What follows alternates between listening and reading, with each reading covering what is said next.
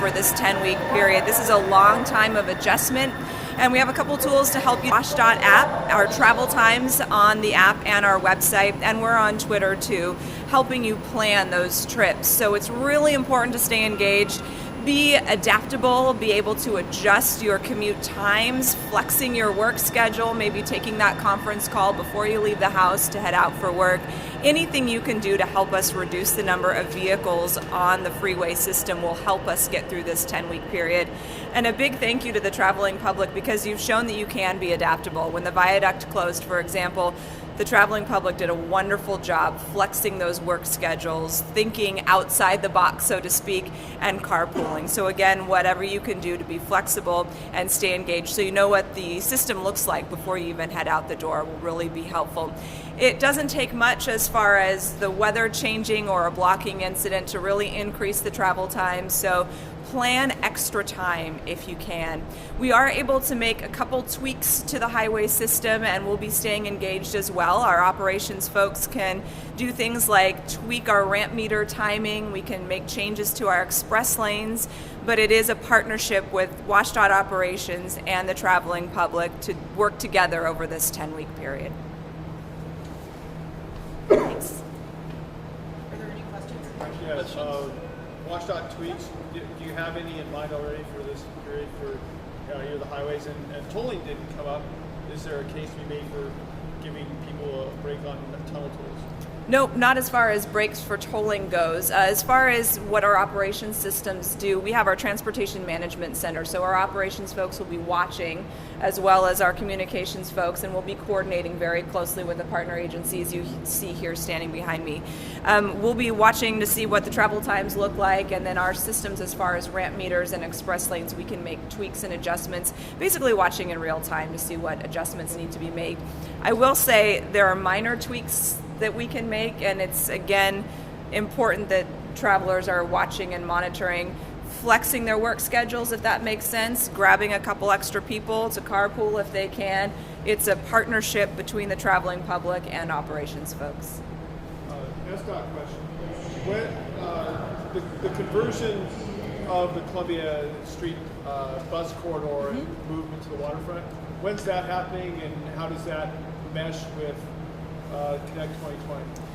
Well, we plan to have that, and we're working closely with Metro to make sure that everything works just perfectly on opening day. We are planning to have that ready at the end of January, and we'll keep you posted on how that's going. The construction project is still digging down. They're not building back up yet, so there's still opportunities for things to go awry, but we are intending and planning carefully to open up two-way Columbia for transit travel at the end of January. Was Metro need a revenue simulation period through there or something? No, we are doing bus testing for 6.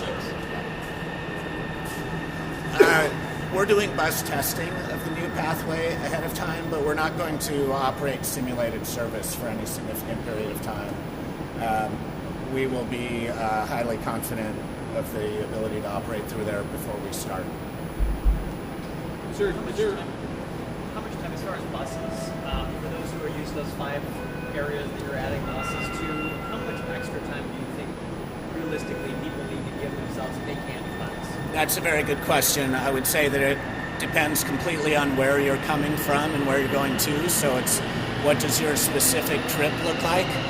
One example would be if you normally take light rail into downtown Seattle from Beacon Hill Station, for example, and you decide that it's a better idea to take Route 36.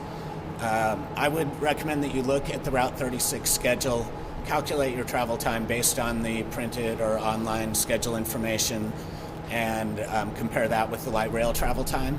In that case, we're looking at a small number of added minutes, but still it can make a difference in people's schedules. So just look at the bus schedules, and feel free to call King County Metro or Sound Transit as well if you have specific questions that you can't answer. Bill, while you're up there, can you sort of tell us a little bit more about how the 2-bus tandem thing is going to work? Yeah, so this will be a small fleet of articulated buses. Those are the large 60-foot buses that even when you have, the largest bus that we have, it won't carry anywhere near the number of people that are on a light rail train.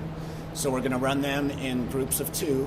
The operators of the buses are going to do their best to stick together and to load at stations after a train arrives, and then unload together also at the stations down the line. Once again, Yeah. can we get an update on the Federal Way project and opportunity there? Federal Way project. Just telling you what I know. That's all I got. Sound Transit. That would be yes, that would be Sound Transit. Thanks. The good news on Federal Way project is the federal government has awarded us a grant as well as an opportunity to borrow $600 million for a total of, I think it's $1.3 billion to really kick off high-intensity construction on light rail to Federal Way. What is the opportunity there? Like, what's the next step in this? We are already under construction. The next step is to continue that program. It's a tremendous opportunity for South End commuters given the existing traffic in that corridor. This project, you're talking about a 10-week. It's 10 weeks. Do you plan to take the entire 10 weeks, or do you expect any delays? Or I'm not anticipating delays. We will, of course, communicate any project challenges that we face so that our commuting public knows what's going on. For people that have trouble handicap accessible as far as the middle console, what do you guys expect for those? We will have transit qualified personnel on the middle platform at all times to assist with transfers. We're asking our passengers to give extra priority to their fellow travelers who have special needs, and they're top of mind, and safety is top of mind as well for all our passengers. What happens to this median platform after Connect 2020? Currently the plan is to remove it. Do you require additional service disruptions for that? I'm unaware of the plan at this point. Yeah, I was just going to ask you, sort of explain in more detail what you mean by changing the midway between the trains. Okay, normally a rush hour we're about 6 minutes between trains. During Connect 2020, we're going to have trains running every 12 minutes all day.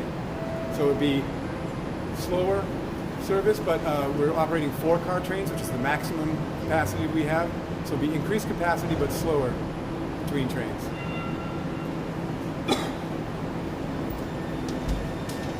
What? The extra bus service? You said you mentioned 5 routes and getting more buses. How many more? What's the frequency? There will be about 2 buses for each, 2 added buses for each one of those routes. And we will be strategically plugging those buses into the regular schedules to minimize overloads as much as possible. And we'll also be ready to move those buses around to meet the demand and to add more potentially if that's necessary. The 2 buses per route, is that 2 buses times an 8-hour shift? Or It's good question. It's 2 buses during the morning rush hour and then 2 buses during the afternoon rush hour. And it's a pretty broad rush hour. It's 3 or 4 hours in the morning and same in the afternoon.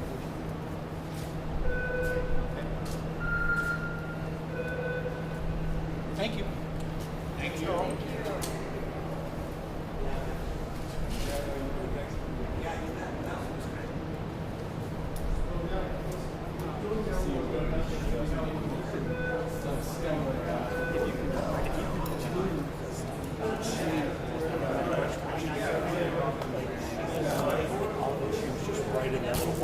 And I was like,